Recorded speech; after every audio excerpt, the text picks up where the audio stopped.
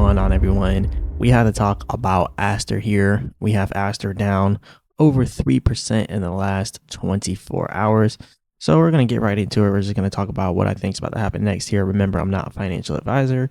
None of this is financial advice, but let's go over ASTER here. So first, we are going to start on the 4-hour chart. Can't do the daily chart because there's not enough info. It hasn't been out long enough.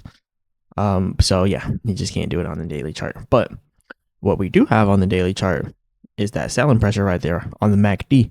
So this could mean we're going to drop down to 96 cents soon. So there's a possibility there. But let's look at the technicals. So we're at the support right now, currently at $1.08. So that's a pretty good support base for us. The %R trend exhaustion almost looks like it's found good base, like good support as well, which is kind of weird. And it typically does not happen for the %R trend exhaustion to stop like a quarter way down and like to never go down any lower. Like that's just weird. It's weird. I haven't seen it before. But if it does come down more, it doesn't have that much to go down. Actually, if you look at it from here, the bottom on the %R trend exhaustion, it stops about right here at negative 100 pretty much. So is there a possibility for it to go down? Yes, it has a little bit more ways to go down here.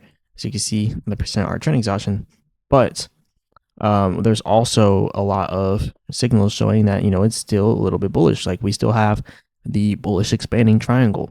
I mentioned this on the previous video about the bullish expanding triangle that we're in. And before I keep going, let me remind you, we also had the rising wedge. The rising wedge is a bearish pattern. So we had a rising wedge forming within a bullish expanding triangle.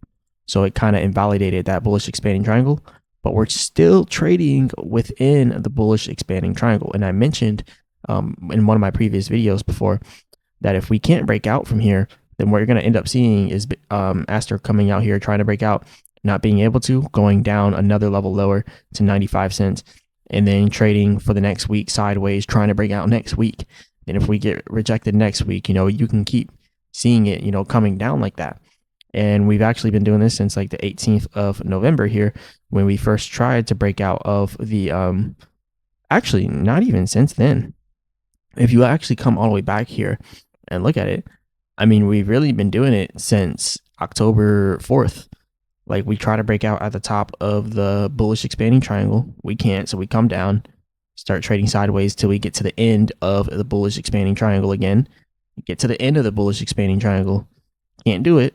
So what are we going to do next? We are going to try to come down lower and then do it all over again. It can't do it again. I don't know how much lower it'll go down and do this for, but it's a possibility. Or it could just come all the way down and then work its way sideways and then try to break out. So either way, we're in a bullish pattern here, but it doesn't necessarily mean ASTER is going to take off because, it's just how the way the market works. So we could come down a little bit lower before that happens. But ASTER is very, very imperative. ASTER is very important to the BNB economy, to Binance, to BNB, all of that. It's very important. So I don't think ASTER is going to fail. I don't think it's going to fail. And I'm not saying it's too big to fail. It's just if ASTER fails, it only fails because BNB failed. If Binance fails and BNB fails, then yes, ASTER fails. But if those two do not fail, ASTER doesn't fail. That's just how I see it. Unless ASTER gets hacked and then everyone loses their money. And then, yeah. But anyways, this is pretty much all I got for you guys so far. I know there's not really much info right now, but we don't have much, This is the 2-hour chart. Look at how the short-term trend on the %R trend exhaustion just keeps going up and down, but the long-term trend is just staying down. And that is showing you that the long-term trend is bearish right now until we have that reversal. So we could come out here, get rejected, or we could get rejected now and then extend it after it hits 90 cents and then try to break out mid-December. So we'll see which one of these happens.